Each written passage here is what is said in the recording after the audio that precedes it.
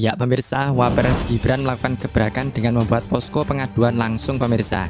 Jadi bagi kalian yang punya masalah bisa dicoba untuk melaporkannya sama Mas Wapres ya. Namun di video kali ini kita akan melihat gebrakan tersebut dari perspektif politiknya pemirsa. Apakah yang hendak Mas Wapres lakukan dengan gebrakan tersebut ya kira-kira? Apakah Pak Prabowo sudah menyetujuinya? Apa cuma nyelonong inisiatif Gibran itu sendiri? Nah, pengamat politik Kang Ujang Komarudin memberikan tanggapan terkait posko pengaduan Mas Wapres tersebut pemirsa. Menurutnya, posko pengaduan tersebut bila dilihat dari sisi pelayanan sudah cukup bagus. Tapi apa tidak lebih baik jika dilakukan hanya di tingkat kepala daerah atau di tingkat menteri-menteri saja pemirsa? Biar Wapresnya bisa ngurus yang lebih penting gitu loh. Ya itulah maksud saya gini, apakah sudah dilaporkan kepada Pak Presiden gitu kan? Apakah ini sudah disetujui oleh Pak Presiden? Kan ini juga menjadi pertanyaan.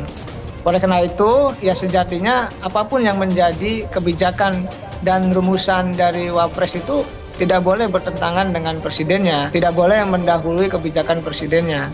Oleh karena itu ya kita lihat apakah memang sudah disetujui oleh Pak Presiden atau belum, kita kan belum tahu. Tapi dalam konteks pelayanannya oke, tetapi memang ini kan sebenarnya level-level biasa, level kepala daerah kan. Ini kan sebenarnya menyontek apa yang dilakukan oleh Pak Jokowi ayahnya dulu, misalkan ketika menjadi gubernur di DKI dulu ya, Jakarta, yang membuka layanan sejenis ini, semacam ini. Oleh karena itu sebenarnya bukan sesuatu yang baru, tetapi yang harus kita lihat adalah bagaimana sebenarnya apakah koordinasi itu dijalankan oleh pihak istana sehingga tadi Mas Wapres gitu ya, Gibran membuka layanan itu sendiri. Misalkan apakah ini juga tidak percaya kepada menteri-menterinya, apakah tidak percaya juga kepada pihak lain sehingga harus membuka layanan sendiri. Mestinya kan layanan secara umum satu pintu, misalkan istana yang dilakukan oleh Bapak Presiden kan, mestinya kan seperti itu. Oleh karena itu kita tunggu saja nanti apa yang disampaikan oleh Mas Gibran itu, apakah ini kebijakan pribadi yang tadi untuk membuka ruang kepada publik untuk memberikan aspirasinya, ataukah seperti apa? Karena pasti setiap kebijakan yang dikeluarkan oleh Wapres tentu harus dikoordinasikan dengan RI1 begitu. Lalu ada pertanyaan lagi, apakah gebrakan tersebut menjadi suatu aksi cari panggung untuk Pilpres ke depan? Kang Ujang menambahkan, gebrakan Mas Wapres terlihat seperti suatu proses ancang-ancang untuk persiapan pemilu selanjutnya pemirsa. Lihat saja bagaimana misalkan Pak Mas Gibran langsung belusukan gitu ketika pasca dilantik, lalu juga membagi-bagikan susu dan buku gitu loh, agar dulu kan susu saja gitu ya, ada bukunya, mungkin agar terlihat intelek kan begitu.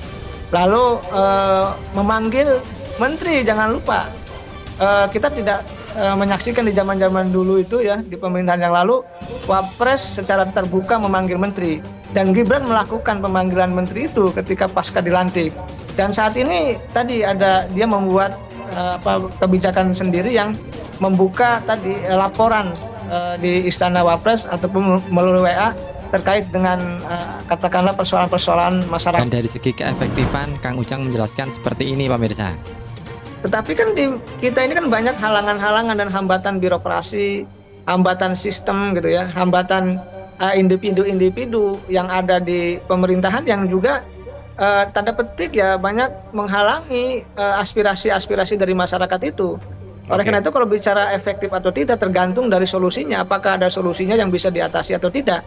Kalau nggak ada ya nggak efektif. Kalau hanya sekedar ditampung lalu didiamkan tidak menjadi solusi ya percuma saja. Oleh karena itu kita lihat, kita uji ke depan apakah memang itu tadi memberikan solusi atau tidak. Disitulah kelihatan efektif atau tidaknya sebuah kebijakan, termasuk yang dilakukan oleh Mas Gibran tersebut.